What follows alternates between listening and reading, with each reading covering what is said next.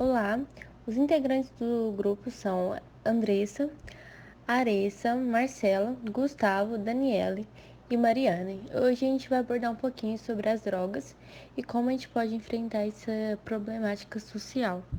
Bom, para a gente entender um pouquinho sobre esse tema, a gente tem primeiro que definir o que é a droga. Bom, segundo a Organização Mundial da Saúde, eles definiram como qualquer substância não produzida pelo organismo que pode ter a propriedade de atuar sobre um ou mais seus sistemas e produzindo assim algumas alterações no seu funcionamento. Então, uma droga não é por si só boa ou má. Existem diversas substâncias que podem causar essa alteração no nosso organismo e elas são divididas em algumas classificações que eu vou dizer mais posteriormente. Bom, primeiramente a gente pode classificar as drogas como listas e listas. As listas são aquelas que são comercializadas livremente, que são legais e que elas vão estar submetidas só a algumas restrições.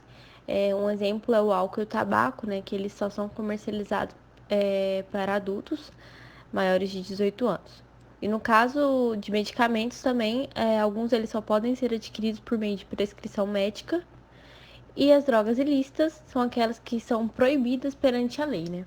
Ou seja, o uso e a venda delas não é permitido. E uma outra classificação delas é de acordo com os efeitos delas no sistema nervoso central. Ou seja, então, conforme as modificações que a gente vai observar na atividade mental e no comportamento do indivíduo, a gente que utilizou essa substância, a gente vai ter dividindo ela em drogas depressoras da atividade mental, estimulantes e perturbadoras da atividade mental. E a seguir a gente vai falar mais um pouquinho sobre cada classificação. Em relação às drogas depressoras da atividade mental, a categoria vai agrupar uma grande variedade de substâncias que elas vão se diferenciar fisicamente, mas elas vão ter características em comum, que é causar diminuição da atividade global. Ou seja, ela pode ter uma tendência de ocorrer uma diminuição da atividade motora, da reatividade à dor e da ansiedade. E é muito comum nessa substância a gente ter um efeito inicial euforizante que vai ser seguido de um aumento da sonolência no indivíduo. Nessa categoria, a gente vai englobar o álcool, os solventes inalantes, benzodiazepínicos, opioides e os barbitúricos. O álcool, ele é uma das drogas mais utilizadas na sociedade. Ele é muito conhecido, ele é lícito e as pessoas utilizam muito ele porque ele tem um efeito de euforia e ele tem a capacidade de diminuir as inibições, então ele facilita a interação social do indivíduo. O álcool, ele tem uma relação entre o efeito dele e o nível de substância no sangue. Ele então vai variar. Se eu tenho um nível baixo no sangue, eu vou ter alguns sintomas, médio outros, alto outros. Ou seja, no baixo eu tenho uma desinibição do comportamento, eu posso ter uma incoordenação motora, um prejuízo das funções sensoriais. Já no nível de álcool no sangue médio, a gente vai ter uma maior incoordenação motora. A gente pode ter também aumento da sonolência e um prejuízo das capacidades de raciocínio e também de concentração. Já nos níveis altos, a gente pode surgir com náuseas e vômitos, uma diplopia, acentuação da ataxia e da sonolência e pode até levar ao coma, dependendo do nível de álcool. Isso tudo vai depender da velocidade do consumo, da presença de alimentos antes de ingerir a bebida alcoólica e também das alterações do metabolismo. É muito importante lembrar que o álcool ele induz a tolerância e também ele pode causar uma síndrome de abstinência muito grande. Em relação aos barbitúricos, eles são um grupo de substâncias sintetizadas artificialmente que elas surgiram desde o século XX e elas são muito usadas no tratamento da insônia. Só que o sono produzido por esses medicamentos artificiais, que são indutores do sono, ele é muito diferente do sono natural. Então, eu posso ter uma consequência muito grande e tem até algumas doses que são letais, que são tóxicas, na verdade. E como consequência da sua principal ação farmacológica, a gente tem alguns efeitos muito característicos, que é a diminuição da capacidade de raciocínio e concentração, a sensação de calma, relaxamento e sonolência e também uns reflexos mais lentos. Em relação à sua dose tóxica, a gente pode ter um surgimento de sinais de falta de coordenação motora, uma acentuação importante da sonolência, que pode chegar até o coma e evoluir até para uma morte por decorrência de uma parada cardiorrespiratória. Assim como o álcool, ele é uma droga que causa intolerância e também a síndrome de abstinência. Lembrando também que ele é muito utilizado na prática clínica para indução da anestesia, assim como anticonvulsivantes. Já os benzodiazepínicos, eles vão atuar potencializando as ações do GABA, que é o principal neurotransmissor inibitório do sistema nervoso central. Esse neurotransmissor, ele é uma substância liberada pela célula nervosa que ela transmite a outra célula, pode ser um nervo ou um músculo, é o impulso nervoso. E como consequência dessa ação, esses medicamentos eles vão induzir uma diminuição da ansiedade, uma indução do sono, um relaxamento muscular e também uma redução do estado de alerta. Além do mais, essas doses elas vão dificultar os processos de aprendizagem e memória e vão também alterar algumas funções motoras e vai prejudicar atividades como dirigir automóveis e outras que exigem reflexos mais rápidos. Bom, os opioides, eles incluem todas as drogas naturais, sintéticas e semissintéticas que são derivadas do ópio. As suas drogas mais conhecidas, temos a morfina, que é muito utilizada no tratamento paliativo de pacientes terminais, a heroína e a codeína. E também diversas outras substâncias totalmente sintetizadas em laboratório. Esses opioides, eles são drogas depressoras da atividade mental. Eles vão possuir ações mais específicas como analgesia e também inibição do reflexo da tosse. Eles vão imitar algumas substâncias que são naturalmente produzidas no nosso organismo, como as endorfinas e encefalinas, que respectivamente vai atuar durante a atividade física, produzindo a sensação de bem-estar e euforia, e a última ela atua como uma associação à sensação de alívio da dor. Elas vão causar o seguinte efeito, os ópios. A contração pupilar importante, uma diminuição da motilidade do trato gastrointestinal, um efeito sedativo que pode também dificultar a capacidade de concentração e um torpor e sonolência. Os opioides eles vão deprimir o centro respiratório e vai tornar a respiração mais lenta e mais superficial até uma parada cardiorrespiratória, perda de consciência, podendo levar à morte. Lembrando que os opioides eles são uma das drogas mais viciantes que tem hoje em dia. E os efeitos da abstinência deles são muito exagerados. Por exemplo, a gente pode ter náuseas, cólicas intestinais, lacrimejamento, corrimento nasal, cãibra, vômitos e diarreia. Agora abordando um pouquinho os solventes ou inalantes, eles não têm muita utilidade clínica, aliás, não tem nenhuma. Só o éter etílico e o cloroformo, que eles são usados como anestésicos gerais. Eles podem tanto ser inalados involuntariamente por trabalhadores ou também utilizados como drogas de abuso.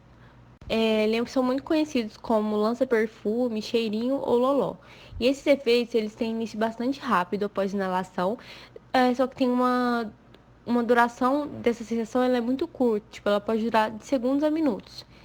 Então isso predispõe que o usuário ele faça inalações muito repetidas, muitas vezes, e essa consequência pode ser desastrosa para o nosso organismo. Porque na primeira fase a gente vai começar com uma euforia, a gente vai ter uma diminuição da inibição do comportamento, só que daí eu já tenho um predomínio da depressão no sistema nervoso central. Aí na terceira fase eu posso ter uma depressão profunda e eu posso até chegar a uma alucinação. E na quarta fase eu tenho uma depressão tardia, que ela pode ocorrer inconsciência e também pode haver convulsões, coma e também a morte. Agora nós vamos falar um pouquinho sobre as drogas estimulantes da atividade mental. Nesse grupo a gente vai abordar as drogas que são capazes de aumentar a atividade cerebral de determinados grupos, sistemas neuronais, e isso vai trazer uma consequência de um estado de alerta muito exagerado, insônia e também aceleração dos processos psíquicos. Em relação à anfetamina, ela tem um mecanismo de ação que aumenta a liberação e prolonga o tempo de atuação de alguns neurotransmissores utilizados pelo cérebro, como a dopamina e a noradrenalina. Ela tem efeitos desde a diminuição do sono e do apetite, até uma elevação da PA, taquicardia, rapidez da fala e também dilatação pupilar. Essa droga ela tem doses tóxicas que vão acentuar os efeitos anteriores. Ou seja, o indivíduo ele pode ficar mais irritável e agressivo, pensar que tem alguém, ele vai sofrer síndrome de perseguição, vai ter delírios persecutórios e pode até ter alucinações e convulsões. A anfetamina também, ela induz a tolerância, mas não há registros ainda que ela ocorre uma verdadeira síndrome de abstinência.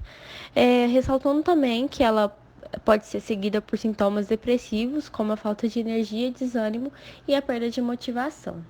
Bom, a cocaína, ela pode ser consumida tanto em pó, como aspirada ou dissolvida em água injetada da corrente sanguínea, ou também fumada na forma de crack. Então, a mesma substância extraída que faz a cocaína, também faz o crack.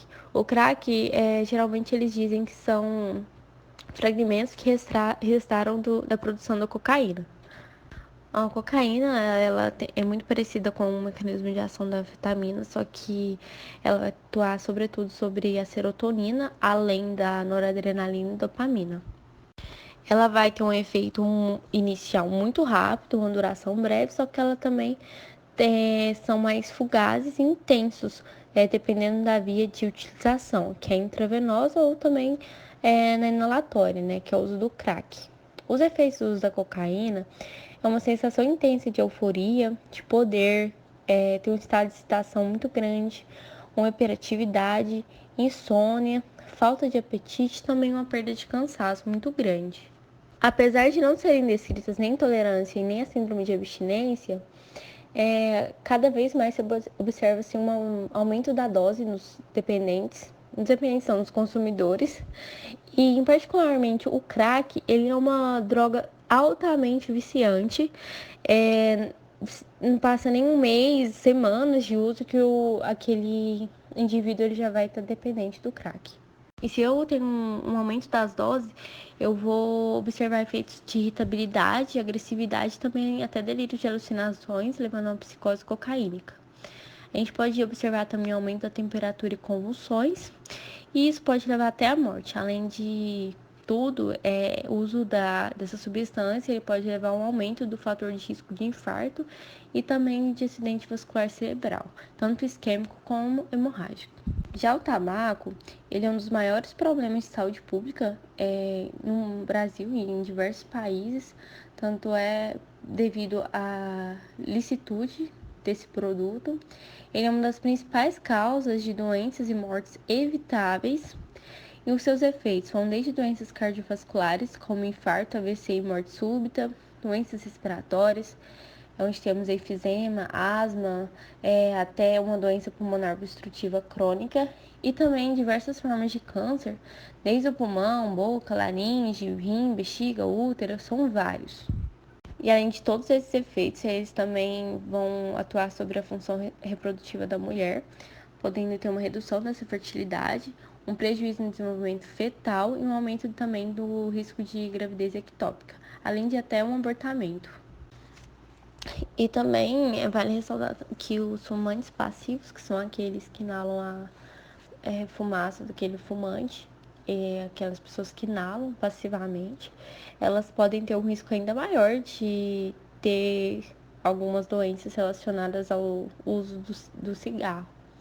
Vale ressaltar que a nicotina, que é a substância que está presente no tabaco, ela não é cancerígena, não parece ser cancerígena, mas ela pode estar implicada com doenças cardiocirculatórias.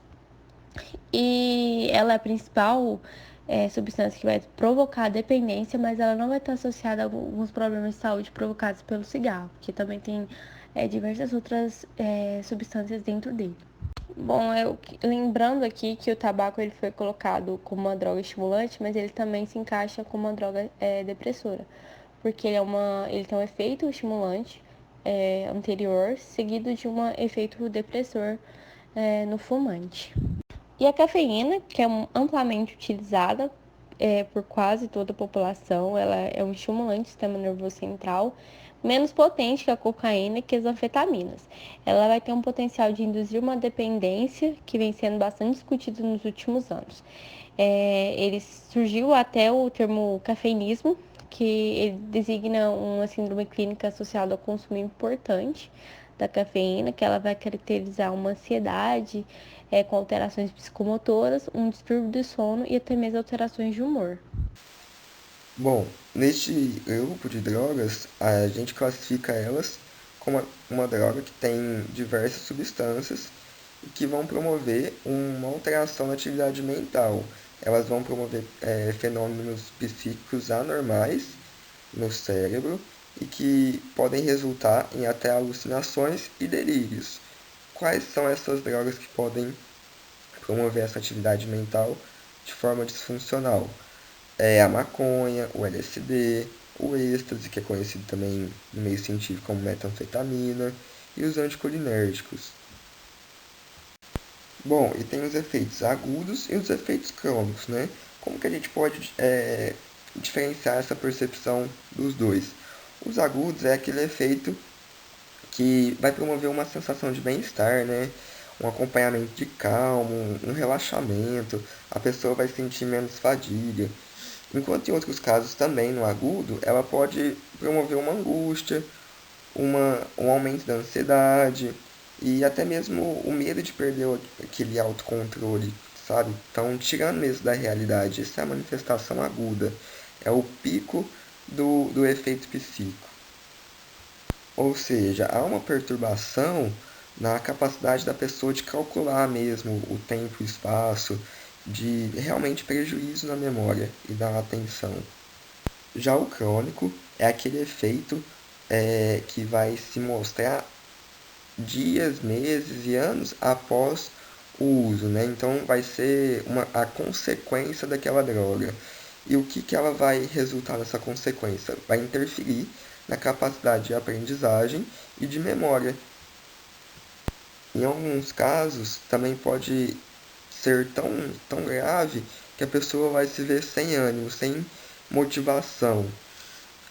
Ela não vai querer fazer nada porque nada está motivando ela, visto a dependência, né? Tipo aquela abstinência que promoveu tal droga. Esses sintomas eles são variados e ele depende de inúmeros fatores, depende da personalidade de cada indivíduo, depende das circunstâncias no ambiente que esse indivíduo está inserido e do consumo, de como ocorreu esse consumo dessa droga. Então, esses são vários fatores que vão predispor tal reação naquele indivíduo. E como que a gente avalia se a pessoa ela é dependente ou não? Bom, existem inúmeros fatores, né? Deve-se olhar um conjunto de fenômenos comportamentais, cognitivos e aí fisiológicos também, que vai se manifestar, que vai aparecer após esse uso recorrente dessa substância psicoativa. Quais desejos podem ser? Quais manifestações? Aquele forte desejo em consumir a droga, aquela dificuldade em controlar o consumo, por exemplo, quanto à hora que começa ou que para de fazer esse uso, quanto à quantidade. A utilização realmente persistente daquela droga em consequências prejudiciais, a maior prioridade à droga do que em outras atividades ou em obrigações que a pessoa realmente deveria ter. Um aumento da tolerância da droga, sabe? Aquela necessidade, uma dose cada vez maior para obter o efeito.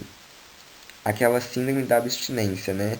É, a pessoa vai manifestar uma dor, tremor, uma sudorese, vai suar mesmo, é, caso ela não consuma a droga, aquela substância, naquele exato momento. O uso de drogas e o contexto social. Como que a gente avalia essa perspectiva? De fato, é importante considerar a qualidade das relações em que a pessoa estabelece no seu convívio social, né? Seja na escola, no trabalho, na família e na sua vida em si, na comunidade. O uso de drogas, ele não é um fenômeno individual. Não vai ser nenhuma decisão da pessoa isolada no contexto social. Por isso é importante estabelecer a qualidade dessas relações, porque além dos fatores sociais, as decisões individuais elas são muito influenciadas por fatores internos, né? Essas experiências que as pessoas têm no seu dia a dia, no seu contexto social. Bom, e os adolescentes eles têm uma vulnerabilidade maior, visto que há inúmeros fatores, né? O contexto social, a, a mudança de uma fase para outra, a baixa autoestima, aquela falta de autoconfiança, uma dificuldade em tomar decisões, fatores biológicos, conflitos com a família, com os amigos, violência doméstica, a exclusão escolar, o bullying, aquela falta de vínculo afetivo, às vezes com a comunidade, uma falta de consciência dos efeitos das drogas, a ausência de participação social em algum projeto. Então, esses são fatores que podem promover uma vulnerabilidade do adolescente em fazer tal uso de determinada substância.